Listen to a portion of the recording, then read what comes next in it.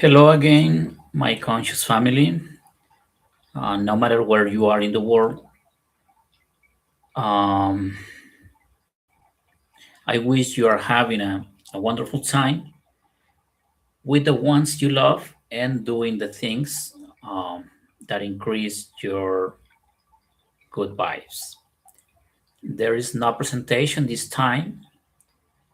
However, we are trying to connect with global network people focused on manifesting from highest consciousness levels. Not only with those who speak English, but also Spanish speaking people.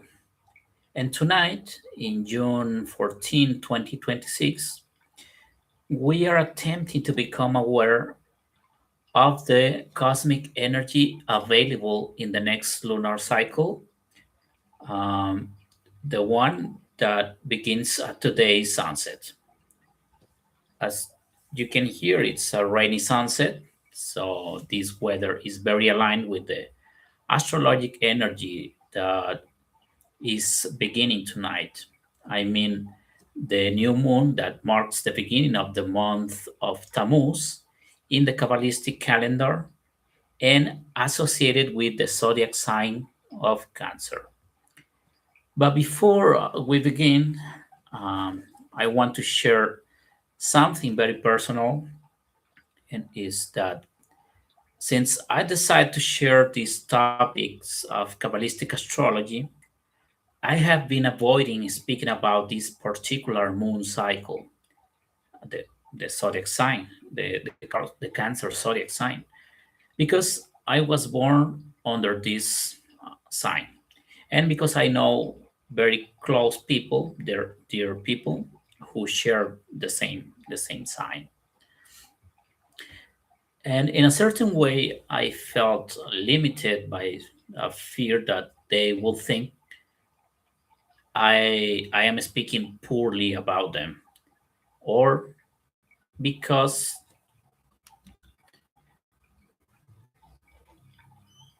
because people discover my true essence. But we have to know that one of the most important spiritual corrections to deal with in this lunar cycle, I mean the one is beginning tonight, the spiritual correction is showing ourselves as we truly are. Although this is a special correction for those born under the Cancer zodiac sign, the influence affects the rest of the people during this period. But it's a challenge that accompanies the Cancerian people through our entire life. And for this reason, and attempting to make my own correction with that consciousness tonight, uh, I will develop an explanation of the energetic, spiritual, and emotional qualities that this lunar period bring us through the study of Kabbalah. But before, let's take a look how we have been moving from these energies in the astrological calendar in this year. It began in the second half of March with Aries moon cycle or Nisan, the first sign of fire in the astrological year, which brought us energy of the beginnings and liberations. With we did the challenge of starting something and finish it. The next uh, moon cycle occurred nearly a month later in the mid-April, when we got the cycle of ER associated with Taurus. It was the first sign of Earth during which the energy of healing was present, and its corresponding correction was about stepping outside our comfort zone. And 3 days ago, we entered into the month of Sivan, associated with Gemini. the first sign of air. And in that cycle, we have been immersed and we are still experiencing that final moment of Gemini. It, it has been the energy of revelation of secrets, and the challenge has been listening to others carefully. And for that achievement, patience is required. So tonight we find ourselves in that threshold at the closing of Gemini's lunar cycle and about to step fully into this remarkable moon cycle of Tammuz, the Cancer zodiac sign, which is the first sign of water in the astrological calendar.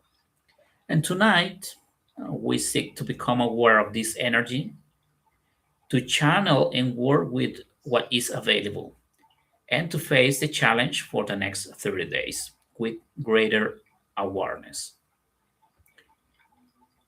So, what we are trying to do tonight through the Kabbalah study, it's called Rosh Chodesh, and literally means the head of the month, understood as a state in which we use our head or consciousness at the beginning of a new cycle.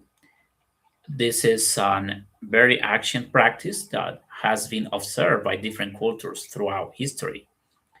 And in this way, Rosh Chodesh is not simply an astronomical event, but is an energetic portal or a moment where a new spiritual frequency activates within the individual and collective field.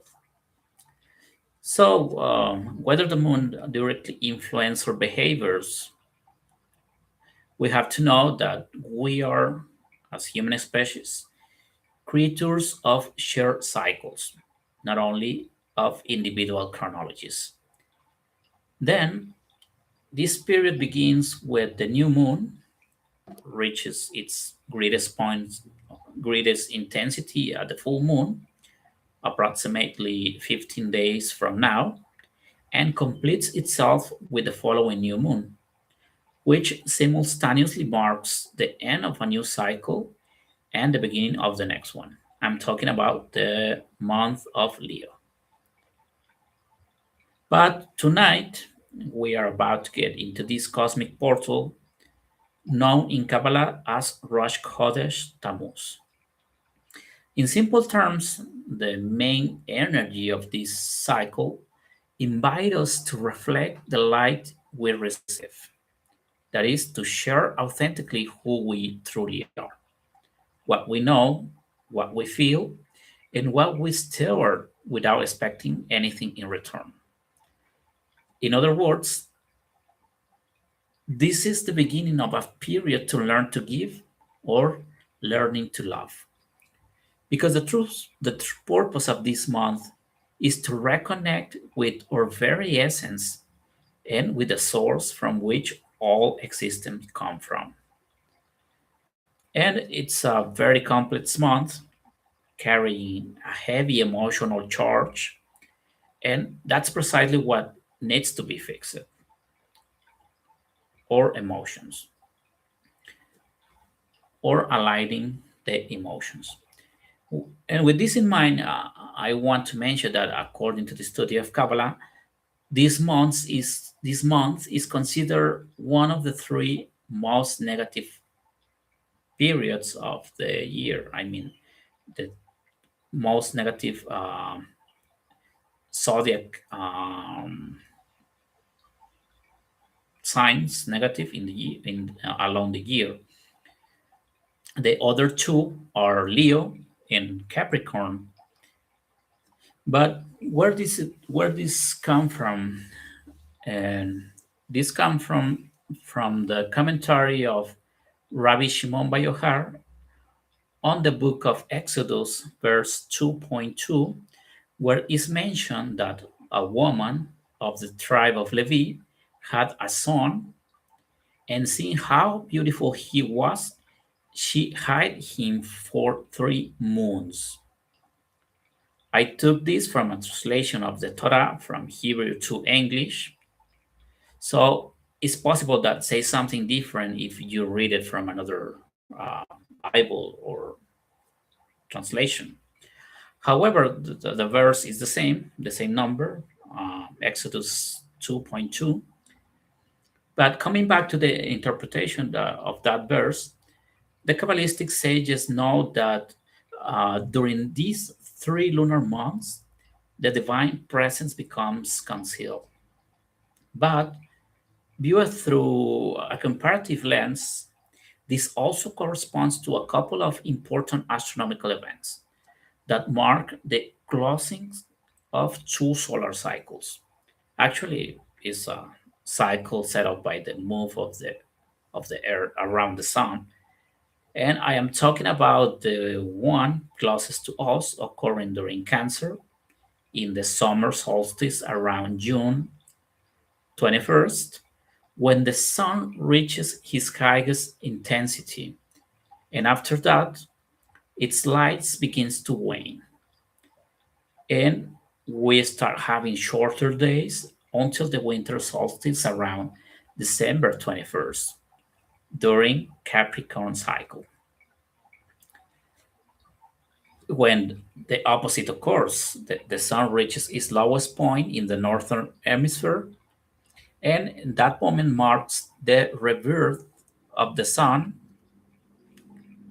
and that event is what we know today as the beginning of Christmas. Then astronomers confirm that during these 2 periods, significant changes occur in our physical, emotional, and psychic planes. All of this and much more is discussed in the ebook Cancer Moon Cycle. I'm going to leave the link in the description if you want to acquire it. But coming back to the cosmic connection, I want to begin with an explanation of the Hebrew letters that govern the month of Cancer. I'm speaking about the Hebrew letters Chet and Tav. The letter Tav governs the characteristics associated with the moon, and the letter Chet is associated with the attributes of the constellation of Cancer zodiac sign. And perhaps the most important attribute is the name of the letter Chet, because it shares root with the Hebrew word sin. And traditionally, a sin has been understood as a transgression of the Ten Commandments, which were given during the month of Sivan. Sivan, it was the last moon cycle. But if we stop to think about it for a minute, we have been committing those transgressions for more than 3,000 years. And not only that, but as a species now, we have created laws that legitimize those transgressions. However, in the study of Kabbalah, there is a very different understanding of what a sin means, because it's considered a disconnection from the soul's evolutionary journey. It's a disconnection from the very purpose for which the soul incarnated in this physical plane, and a disconnection from the spiritual energy that we could access by following those 10 commandments on the level of consciousness.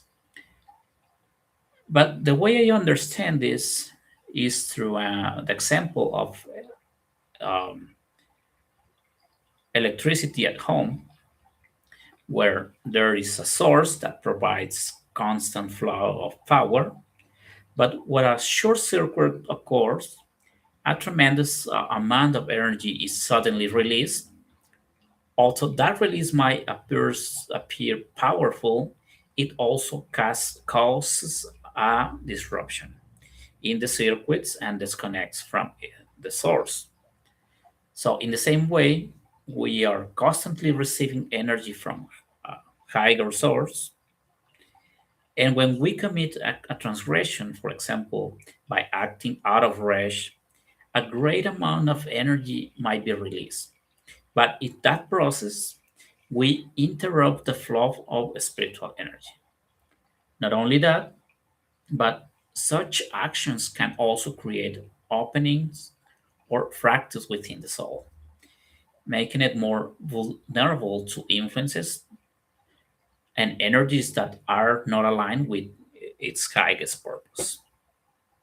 Then, as I mentioned before, this is not about religion because what we call the Ten Commandments today is so filtered through translation and interpretation that we can hardly know what was the original commandments truly were. And ultimately, in the world of spirituality, the most important perception and interpretation must be your own. Because the spiritual path is very personal, individual, and uniquely yours. So, since we are speaking of the month of emotion per excellence, we could say that sin, from the Kabbalistic perspective, is when emotion disconnects from the higher planes of consciousness, when emotion becomes misaligned from the purpose of the soul or from the system of creation. Perhaps we can understand this more clearly through a common experience when we have a goal and we develop a plan to achieve that goal, but our emotion doesn't align with what we think and say, and we end up doing something completely different. And at the end, we got a different manifestation of the original goal and plan. So that plan, goal, or dream stop receiving energy because that disconnection. And what this tells us is that the transgressions we commit simply and perfectly matches between our actual emotional misalignment and the consciousness level we think we have at any given moment. As explained during the period of Taurus, if emotion is the bridge that connects us to everything and to everyone, I mean to others, then during this period, we must keep aware as a checklist of where our emotion stands in relation to our worlds of creation and soul's purpose. And now let's continue with the letter Tav. As I mentioned, this letter is associated with the moon, the ruling celestial body of Cancer, which represents tremendous influence over water, the motions, the measure of time, and the shared cycles. And this is why the moon is associated with the Sephirah of Yesod on the tree of life, as it represents our connection to social relationships, to romantic partnership, and material resources.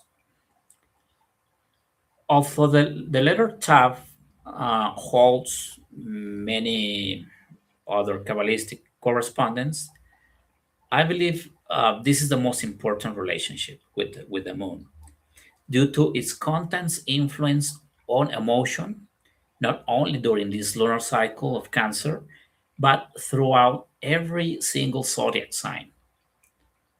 And I believe this is the source of one of the most defining traits of those born under the water signs, but especially under Cancer, because it is their profound empathy, I mean, is their ability to assimilate the emotional states of those around them, or around us.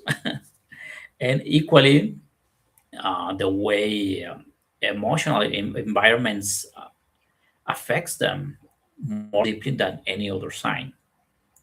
And this makes life for a Cancer, both during the month of Cancer and through their or entire life, a very difficult job.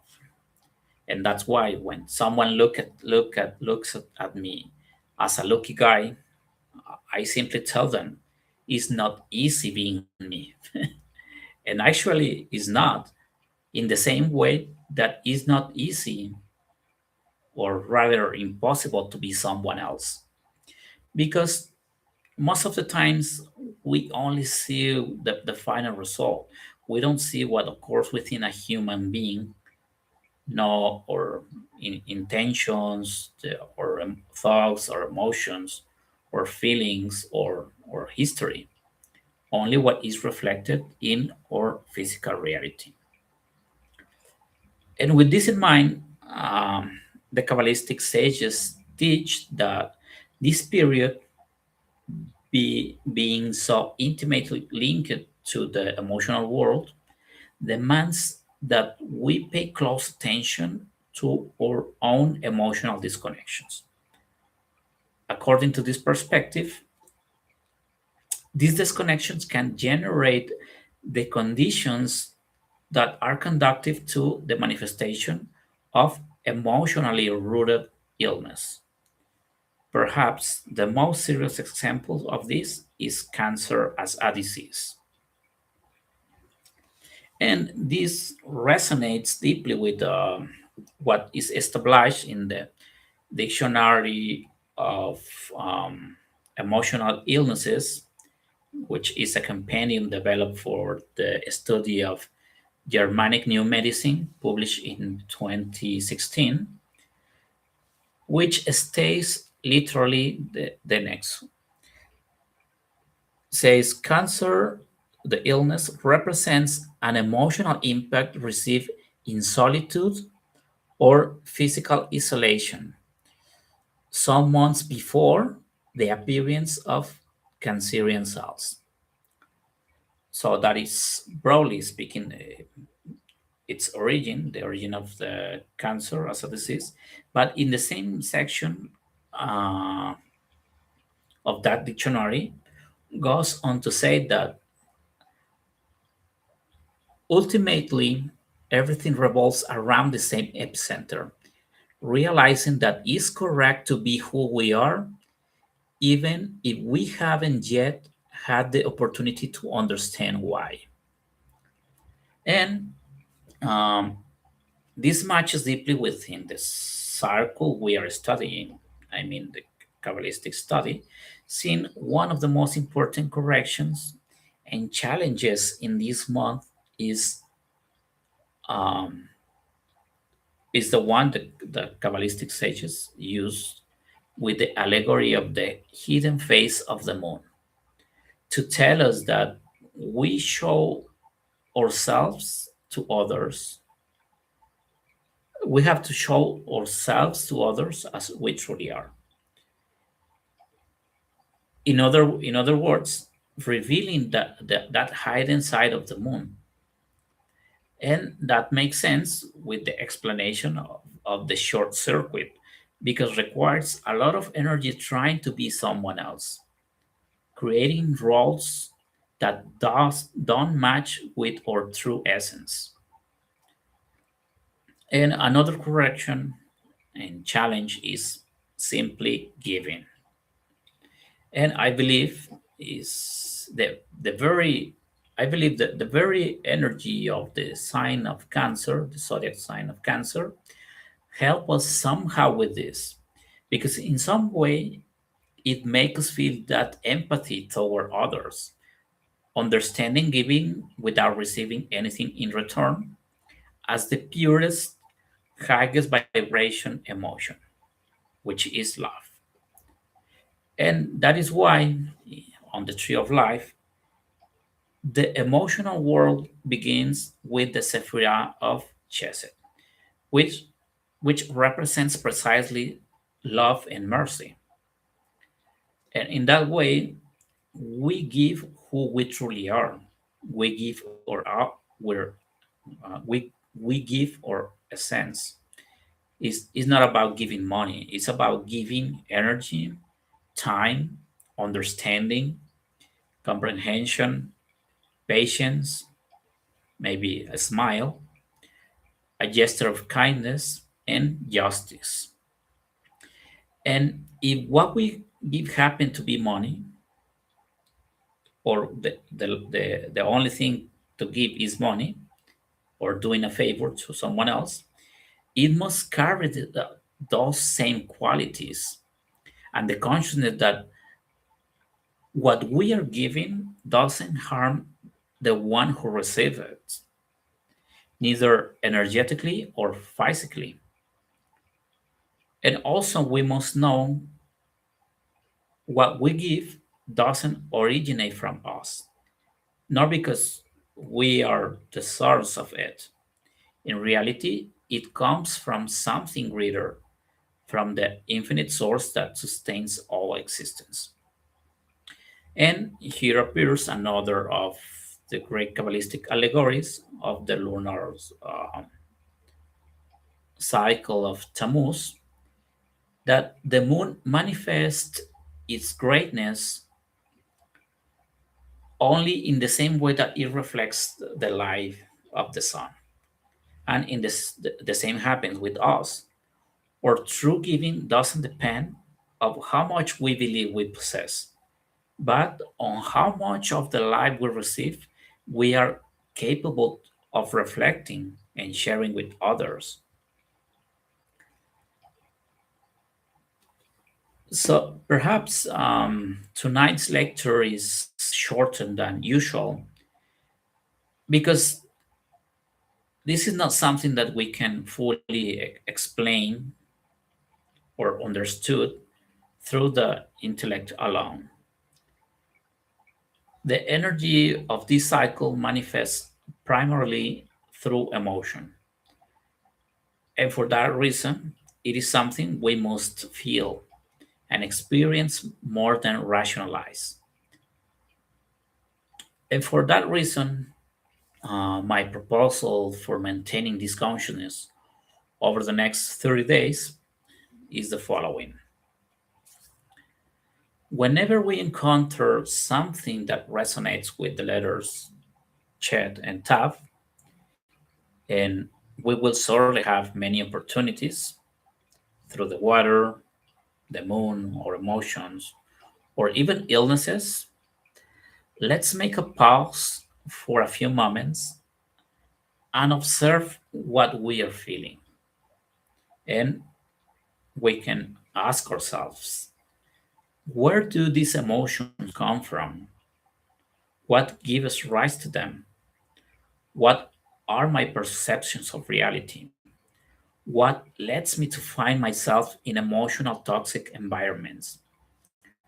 What are my most deeply longed for dream? And also, what are my darkest sides, desires? Or what are my biggest emotional attacks? And above all, how can integrate all of these aspects of myself in order to reflect more light? Because it is a condition to reflect light is needed a dark side to reflect. So in order to reflect more light and give give authentically through that integration. And with this, I simply want to invite you, if you wish to go deeper into the Kabbalistic study of in the lunar cycle we are about to enter, I invite you to explore my ebook, The Cancer Moon Cycle, which is a study of Kabbalistic astrology, finding matches with other fields of study and the reflections. about this topic. So I'm leaving the link in the description where you can get it. And with this, I hope to see you in the next lunar cycle for Leo, where we are having another great cosmic portal. I love it. Is in the full moon of Leo, is known as the day of love and soulmates. So I hope to see you in the next new moon and in the full moon of Leo. Thank you and have a lovely night.